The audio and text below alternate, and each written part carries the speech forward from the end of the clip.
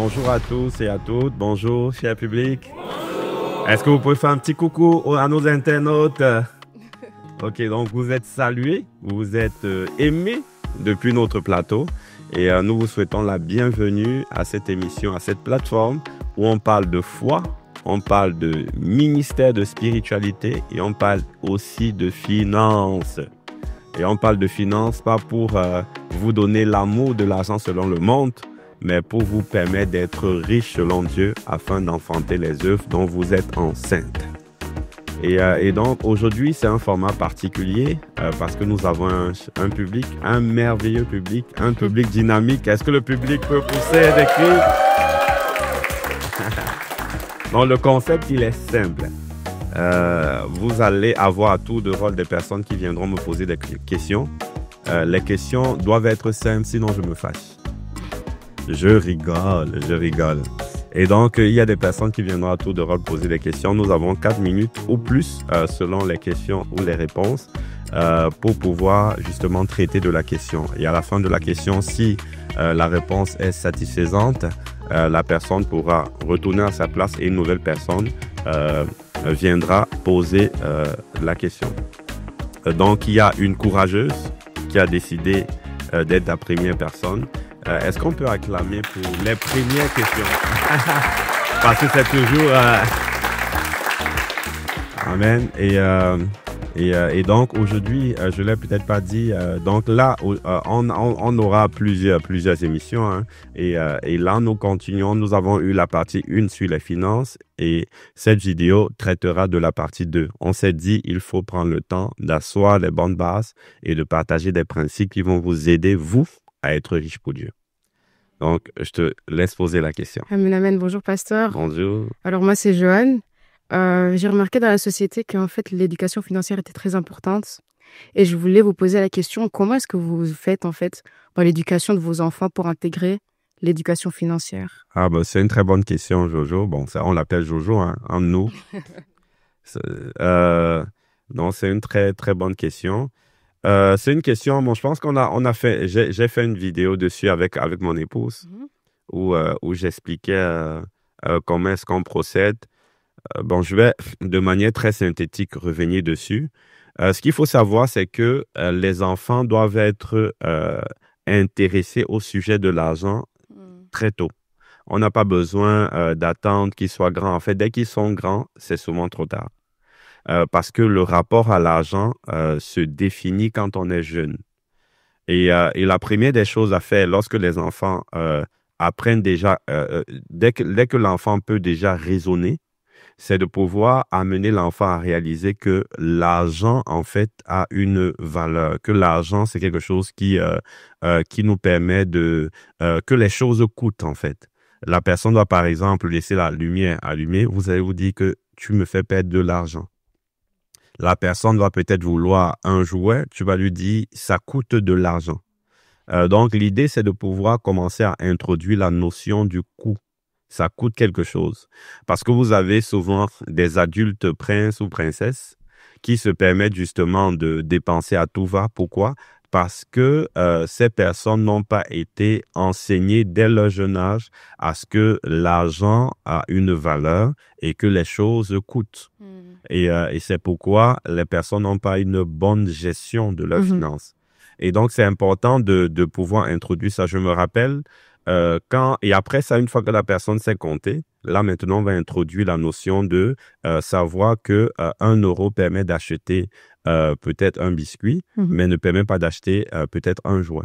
Et donc, on va introduire des notions comme ça sur le coup. Je me rappelle, mon épouse, dans le cas de l'éducation avec nos enfants, on le fait pour la première, pour lui montrer que ce qu'elle demande coûte. Elle avait déjà, nos enfants tous ont des caisses et ça, on commence dès l'âge de 3-4 ans à leur donner des caisses et on explique comment gagner de l'argent et comment dépenser. Donc, il y a des dépenses qui sont faites à partir de leur caisse et ce n'est pas nous qui le faisons. Typiquement, lorsqu'il s'agit de faire des cadeaux à ses frères ou aux amis, lorsqu'ils sont invités à des anniversaires, c'est à partir de leur caisse. Donc, ils vont vider leur caisse et après, ils doivent le remplir. Et ils savent qu'on peut le remplir de plusieurs façons. On peut le remplir déjà parce qu'on est très, très gentil à la maison. Et on peut le remplir également en faisant du commerce. Là, par exemple, j'ai mes filles qui font du commerce. Et c'est même nous qui essayons de freiner leurs ardeurs.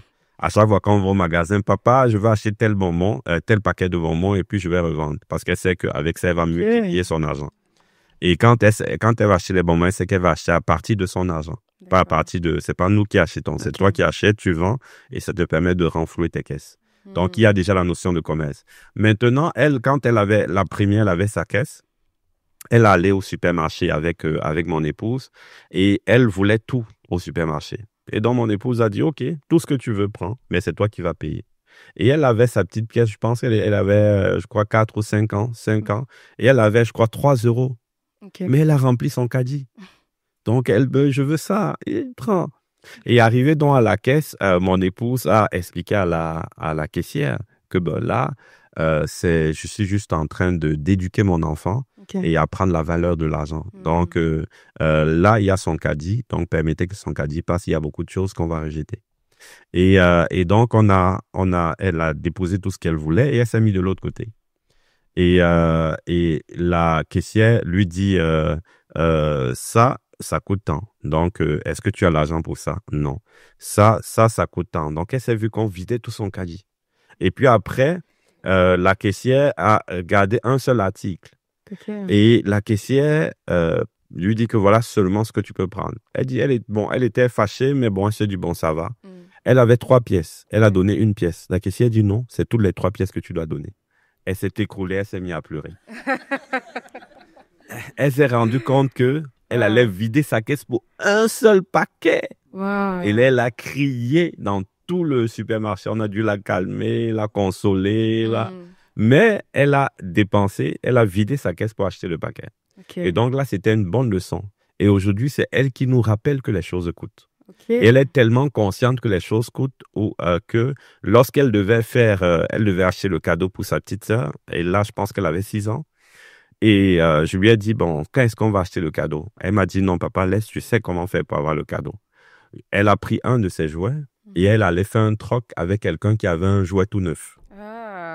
À l'école. Et elle est ramenée, elle a dit, voilà le cadeau de ma petite, ça m'a rien coûté. Wow. Parce qu'elle a appris la valeur de l'argent. Donc, il faut très, très, très tôt apprendre à nos enfants, apprendre à nos adolescents à valoriser l'argent, à savoir que l'argent coûte, à savoir que leur désir, en fait, en face, il y a un montant d'argent qui sort de nos poches et donc de leurs poches. Oui. Et puis apprendre à dépenser et apprendre aussi à bien gérer l'argent. Et dans la bonne gestion de l'argent, il faut apprendre la notion de générosité aussi. Typiquement, les enfants de leur caisse savent que le dimanche, elles doivent retirer l'argent pour les offrandes. Elles payent leur dîme. Ah. Oui, donc elles payent eux-mêmes leur dîme et les offrandes, c'est de leur caisse, c'est pas nous qui donnons l'argent des offrandes. Donc les dimanches, ils viennent avec généralement l'argent pour les offrandes et l'argent également pour la cafétéria, pour acheter quelque chose à la café. Donc ils ont une gestion, on va dire surtout la première, plutôt saine de l'argent qu'elle a. Et elle a offert un cadeau lors de l'anniversaire de mon épouse qui coûtait, je crois, près de 60 euros. Wow. Et c'est elle qui l'a payé de son argent. 60 euros. Elle a presque vidé toute sa caisse. Et après ça, derrière, elle a fait du commerce pour renflouer sa caisse. Wow. Et là, elle a dit, pour la fête des pères, elle veut m'offrir un cadeau. C'était pour la fête des mères. Elle a offert un cadeau de près de 60 euros. Et pour la fête des pères, qui est passée, elle a dit que je dois aller au magasin avec maman et je vais t'acheter un bon cadeau. Wow. Et donc, c'est ça, donc apprendre la notion de la générosité. Et ça fait partie des critères de bonne gestion. Et aujourd'hui, lorsqu'on sort et qu'ils ont oublié de prendre l'argent pour les offrandes, ils vont me rappeler ça le dimanche. Ils vont me dire, papa, on a oublié, attends, on va chercher. Parce qu'ils ont appris qu'il faut donner à Dieu. Pour justement sécuriser son patrimoine et être béni afin d'être une source de bénédiction. Amen, amen. Donc, merci beaucoup. C'est bon? Oui, c'est bon. Je voulais déjà savoir, est-ce que dans l'entrepreneuriat, on doit viser, je vais le dire comme ça, on doit viser des millions, on doit viser un quota, ou on doit rester dans l'esprit de se dire avoir ce qu'il faut pour pouvoir pourvoir à ses besoins et aux besoins des autres. Parce que comme vous avez expliqué, l'objectif ici, c'est pas forcément avoir des millions, mais l'objectif, c'est être en mesure de pourvoir à ses besoins et pourvoir aux besoins des autres. Mais est-ce qu'on doit se limiter à cette vision ou on doit viser plus grand en termes de revenus? C'est un peu ma première question. Déjà, quand tu as un cœur large, les besoins des autres se chiffrent en milliards d'euros. C'est pour ça que moi, je veux être milliardaire en euros. Voilà, donc et donc plus en tout cas, plus tu as avec le bon cœur, plus tu es une source de bénédiction. Ce qui est sûr, c'est que Dieu ne te donnera pas, quand tu fonctionnes avec Dieu, il ne te donnera pas un montant d'argent que tu ne peux pas supporter. La Bible dit que la bénédiction financière, selon Dieu, est une bénédiction qui suit l'état de ton homme. Et donc, comme ça suit l'état de ton homme, ça veut dire que ça suit la capacité que tu as à supporter ce que tu reçois. Et donc, lorsque tu veux être une source de bénédiction, il faut aspirer à être une grande source de bénédiction. Il ne faut pas se limiter. Mais c'est une aspiration. Ça veut dire que ce n'est pas une quête effrénée, quelque chose qui te met mal, quelque chose qui devienne un objectif prioritaire. Puisque si les autres sont la priorité, ne fais pas de ça un gros sujet de frustration, d'énervement voilà, parce que tu veux absolument avoir beaucoup. Ça devient l'amour de l'argent. Mais lorsque c'est vraiment pour être une source de bénédiction, tu aspires à plus, tu travailles à avoir plus et avec ce que tu as, tu démontres déjà que c'est vraiment pour les autres et non pour toi. Oui, ma deuxième petite question, c'est je vais entreprendre, j'ai plusieurs idées, j'ai plusieurs visions bien planifiées et en même temps, j'ai plusieurs opportunités. OK. Mais je veux me lancer pour une première fois. Comment je m'organise? Est-ce que je me lance dans 2, 3 choses en même temps, pendant que je me dis j'ai des opportunités peut-être qui ne reviendront pas, ou j'essaye de rester dans une chose? Comment je m'organise? OK. Déjà, en termes d'entrepreneuriat, après le principe, il faut tenir compte des profils et des saisons. Là, typiquement, si c'est quelqu'un qui n'a que ça, c'est différent. Je le précise, voilà, parce que parce que je te connais. Donc, si c'est quelqu'un qui, par exemple, est aux études ou quelqu'un qui a déjà un travail, la réponse, elle est différente. Si c'est quelqu'un qui n'a pas de travail et dont le travail sera ce projet, la personne peut à côté faire quelque chose de supplémentaire. Mais sinon, le principe est le suivant. Le principe est de ne pas poursuivre plusieurs élèves à la fois. Parce qu'en essayant de poursuivre plusieurs élèves à la fois, on risque d'être dispersé et de ne jamais réellement aller au bout des choses. Donc, il faut choisir un projet, il faut aller au bout avant d'exécuter un second projet. Maintenant, si j'ai donc beaucoup plus de temps parce que j'ai 24 heures qui sont libres, là, je peux décider de faire 2 projets, mais ça va exiger beaucoup de structure, beaucoup de rigueur pour pouvoir aller au bout des choses. Et généralement, en termes de choix de projet, ce qu'on conseille, c'est de prendre des projets selon la faisabilité. Donc, un projet qui est rapidement faisable. Tous les projets n'ont pas le même niveau de faisabilité, soit à cause du capital qu'il faut au départ, soit à cause des barrières à l'entrée, soit à cause de la complexité du secteur.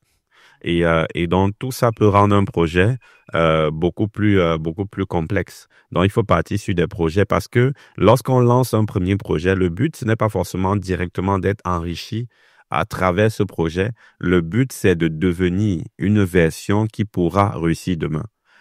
Parce que les buts des premiers projets, souvent, c'est de nous faire devenir quelqu'un d'autre, quelqu'un de plus résilient, de plus structuré, quelqu'un de plus persévérant, de plus téméraire, quelqu'un qui a appris qui est plus tourné vers les autres parce qu'il a appris à gérer les clients. Et quand tu gères les clients, tu gères des caractères, tu gères des visions différentes, tu gères des frustrations. Donc, voilà, c'est tout ça. Ça nous fait devenir quelqu'un d'autre. Et lorsque tu deviens quelqu'un d'autre, c'est où les prochains projets tu peux réussir. Après, il n'est pas exclu de réussir les premiers projets, mais c'est très rare. J'ai presque jamais vu ça. La plupart des personnes que vous voyez aujourd'hui qui ont réussi sont des projets qui ont essayé, sont des personnes qui ont d'abord essayé, qui ont échoué et qui par la suite ont réussi. Voilà, parce que c'est à travers le processus qu'on devient la version qui est préparée à réussir. Ma toute dernière question. OK, toute dernière question. Et, bon, j'en ai 2, je ne sais pas comment choisir. Mais ce sont des très petites questions. Donc, j'en pose. J'ouvre par exemple, parce que vous avez tantôt parlé du fait qu'on devait, dans nos business, sélectionner toujours en fonction de ce qui reste dans la parole, si je dois le dire comme ça. Par exemple, que penserez-vous, c'est vraiment une question très pratique, du fait de proposer de la boisson alcoolique dans le cadre d'un restaurant. J'enivre pas forcément les gens, mais je propose parce que dans le milieu, c'est demandé. Qu'est-ce que vous en pensez pratiquement? Bon, déjà, dans ma conception, la boisson n'est pas un péché. Voilà, après, on peut ne pas être d'accord dessus, on peut être d'accord. Donc, si je pars de ce principe-là, si je suis dans un environnement que je régule et que je ne vends pas de la boisson que les gens vont aller utiliser et que moi je régule, en soi, pour accompagner, ça ne me choque pas vraiment. Après, on n'a pas le même niveau de sensibilité. Je sais pas si je l'aurais fait, mais ça ne me choque pas que quelqu'un le fasse, en fait. Tu vois, dans le cadre d'un restaurant, ça ne me choque pas. Ça ne me choque pas. Après, c'est clair que je vais faire attention aussi au type de boisson que je propose. Moi, je vais pas proposer, tu vois, de la vodka, en fait. Tu vois, je vais proposer du vin blanc, du vin rouge. Et pourquoi pas dans certains contextes, peut-être la bière, mais avec le vin rouge, vin blanc, je serais plus à l'aise, en tout cas, à proposer dans le cadre d'un restaurant. Mais des boissons trop fortes, non, ça, non, en fait. Ça, non, parce qu'on n'a pas besoin de 10 000 verres, quoi. Juste un verre peut amener l'autre à pécher. Je crois que ça sera tout. Je vais éviter là. Merci. OK, voilà. OK, c'est bon. Ok, bon, moi, ma question, Pasteur, c'est plus portée sur l'investissement en général. OK. Quand je parle d'investissement, je parle de bourse et de crypto. Et je voulais savoir, est-ce que pour un chrétien, déjà, c'est une bonne chose d'investir en bourse, en crypto-monnaie, investissement en général? OK. Et est-ce que ça remet pas en question, enfin, est-ce que ça compromet pas ma foi, entre guillemets, de Ok. faire ce genre d'investissement? OK. Déjà, la crypto, la bourse, bien sûr qu'il n'y a pas de problème, puisque c'est un domaine qui est légal et tu ne t'enrichis pas en détruisant les autres. Voilà, ça veut dire que d'un point de vue éthique, il n'y a pas de problème, et d'un point de vue légal, il n'y a pas de problème. Donc, à ce niveau-là, je ne vois pas pourquoi ce serait mal. Je dirais même que le domaine du trading est un secteur qui enrichit et qui fabrique des millionnaires. Donc, c'est un des piliers d'enrichissement. Vous savez, il y a plusieurs piliers d'enrichissement. Vous allez voir que ceux qui sont riches généralement investissent dans un certain nombre de secteurs, et c'est souvent les mêmes secteurs. Tu as donc tout ce qui est trading, tu as tout ce qui est IMO, et puis généralement tu as tout ce qui est prise de participation dans des sociétés.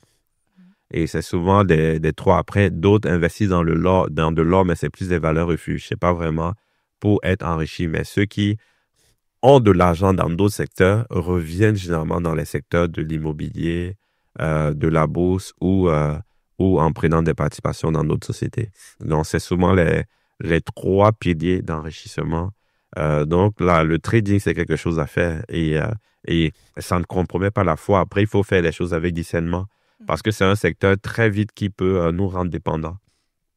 Contrairement à d'autres secteurs où le temps est long, au niveau du trading, le temps est très court.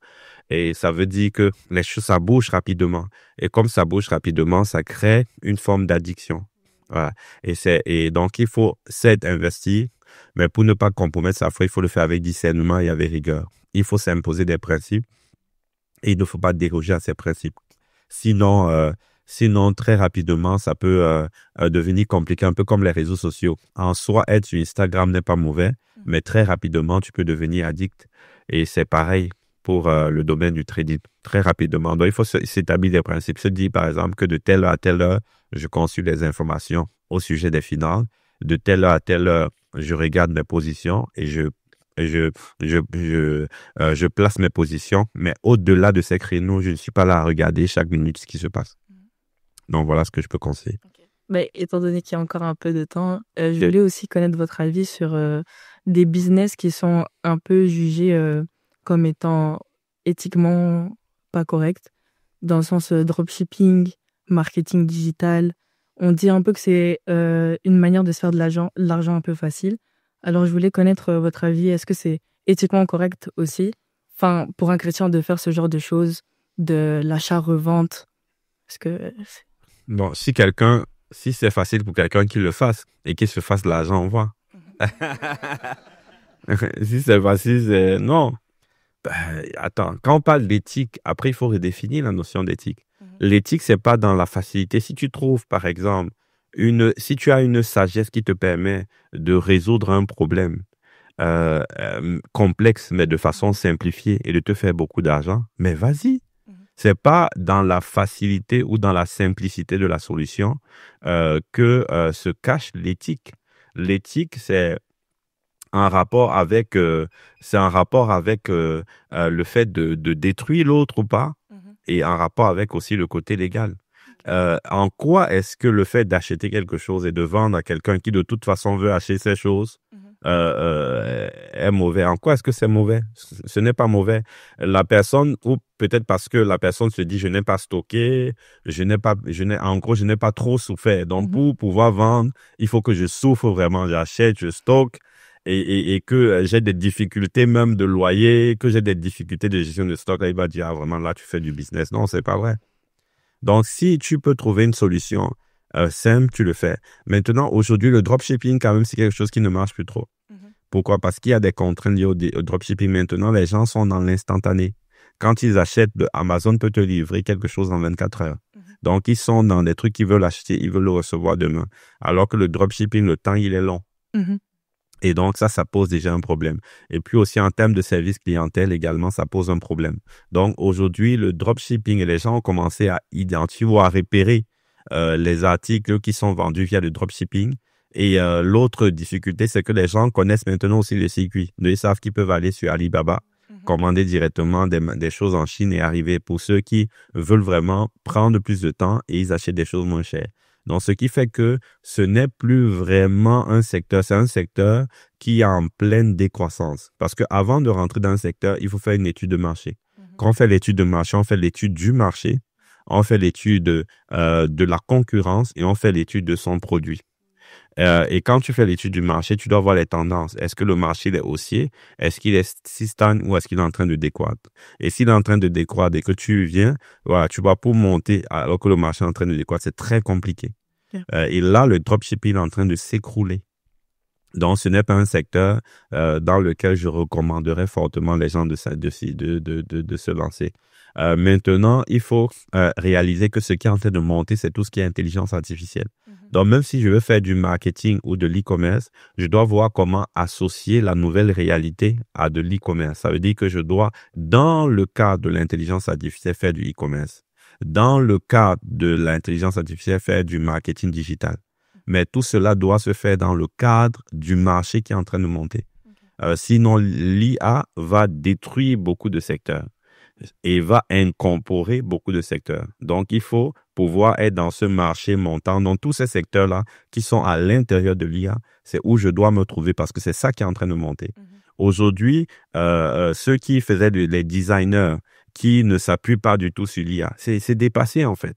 Et ça sera dépassé demain. Mais par contre, il y a un marché de design dans l'IA.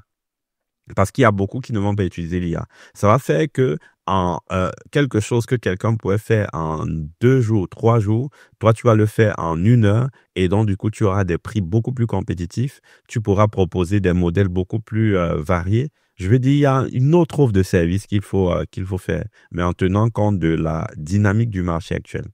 Donc, c'est ça. Donc, le côté éthique n'a rien à voir avec la facilité. Par exemple, l'IA va nous donner une certaine facilité. Ben, si tu es précurseur d'un secteur dans l'IA, ben, tu vas te faire des marges conséquentes. Pourtant, c'est facile pour toi. Et c'est éthique parce que tu réponds à un besoin et tu réponds à ce besoin voilà, selon les règles. Et puis, ben, tu as une sagesse qui te permet de te faire de l'argent. Vous savez, il y a des métiers où les gens font moins d'efforts, mais se font beaucoup d'argent. Il y a des métiers où des gens font beaucoup d'efforts, comme dans le bâtiment. Ils font des maçons, par exemple. Tu vois, eux, ils travaillent, il y a des muscles, il y a des sueurs, mais peut-être ils gagnent beaucoup moins que quelqu'un qui va, par exemple, faire une heure de consultation. Si, par exemple, moi, je ne prends pas de consultation parce que je n'ai pas le temps, Mais il y a beaucoup qui veulent m'avoir en consultation. Et si moi, en consultation, c'est des centaines d'euros qu'ils doivent payer. Tu vois, et on va faire 30 minutes, 1 heure. Oui, et quelqu'un m'a dit, mais est-ce que c'est utile, pasteur? Est-ce que c'est utile? Ben, ce que j'ai dans ma tête, est-ce que tu l'as? Tu vois, tu ne l'as pas, en fait. Et donc, parce que l'heure, puisque l'heure, il est précieux, en fait. Tu vois, donc, c'est ça que je price. Et donc, c'est éthique. Ok. C'est éthique. Donc, vas-y. Mais je vous encourage à vous intéresser au secteur qui monte. Et à ne pas aller à contre-courant. Merci, pasteur. Voilà. OK. Donc là, on reçoit une nouvelle question. Bon, de plus en plus, on a des sœurs. Depuis que la règle est sortie, les sœurs se prononcent parce qu'elles savent que si elles ne posent pas de questions maintenant, elles ne poseront plus de questions du tout. Désolée. Alors, moi, ma question est la suivante, c'est est-ce que vous pensez que tout le monde est appelé à entreprendre? En ce sens qu'il y a certains métiers, on va dire, dont le revenu est bien classé, entre guillemets, dans la société.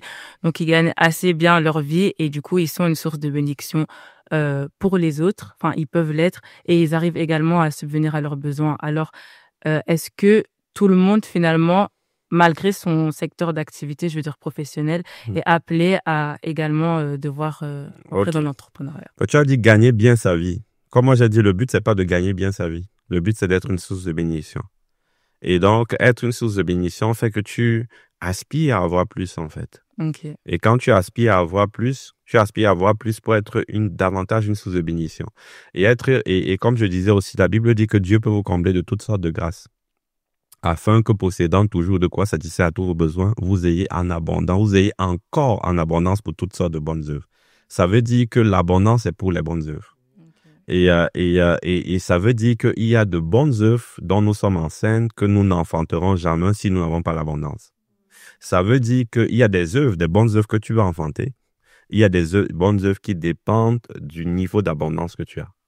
Et il y a des personnes qui, quel que soit peut-être sauf si tu es un footballeur, je sais pas, professionnel, mais si tu as 10 000 euros le mois, est-ce que ça peut te permettre d'enfanter certaines bonnes œuvres dont tu es enceinte? Parce qu'il y a des bonnes œuvres dont tu es enceinte, peut-être tu veux créer une université, tu veux créer un grand orphelinat, tu veux créer un grand hôpital, il y a beaucoup de choses qui font que tu peux aspirer à avoir beaucoup plus. La richesse pour Dieu, ce n'est pas notre patrimoine.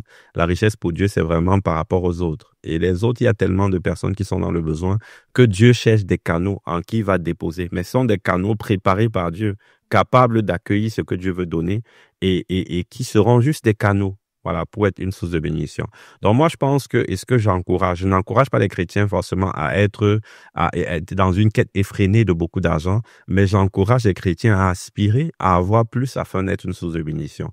Et maintenant, quand on aspire à avoir plus, on peut avoir plus soit par de l'investissement, comme on peut avoir plus soit par de l'entrepreneuriat. L'entrepreneuriat, ce n'est pas l'investissement. L'investissement, c'est le fait de mettre ton argent quelque part et attendre que ça fructifie.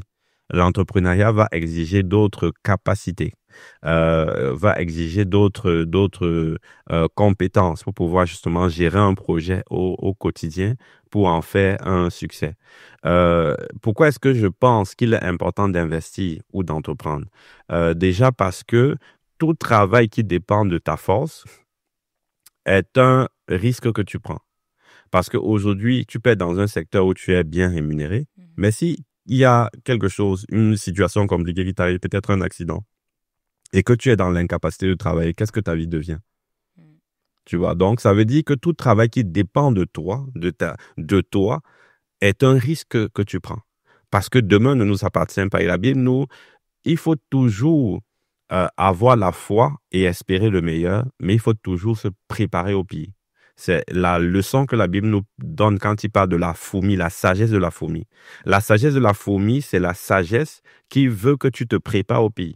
Et se préparer au pire, c'est pouvoir avoir plusieurs sources financières qui alimentent ta vie. Tu n'as pas dit vraiment, mais il faut aspirer, il ne faut pas méditer le pire. Il ne faut pas projeter le pire. Il faut toujours méditer ce qui est meilleur. Il faut toujours aspirer à ce qui est meilleur. Il faut toujours désirer ce qui est meilleur. Mais il faut se préparer au pire. Se dire, si aujourd'hui, je suis dans l'incapacité de travailler, qu'est-ce que ma vie devient? Est-ce que je peux maintenir mon niveau de vie? Est-ce que je peux continuer d'être une source de bénédiction pour les personnes que j'aidais déjà? Est-ce que je peux le faire? Si ce n'est pas le cas, ça veut dire qu'il y a d'autres sources que Dieu veut ouvrir dans ma vie pour alimenter ma vie, de sorte que je sois une source de bénédiction extraordinaire. Donc, quel que soit le métier que tu vas faire demain, ma chère Élise, je t'encourage, je t'exhorte, je te demande de pouvoir aspirer à avoir plus, pouvoir t'intéresser à l'investissement. Tu peux investir dans l'immobilier, tu peux prendre des participations dans des sociétés, tu peux également entreprendre demain, mais si tu ne te sens pas même d'entreprendre, tu peux entreprendre avec quelqu'un. Tu as posé la question de savoir est-ce que tout le monde peut.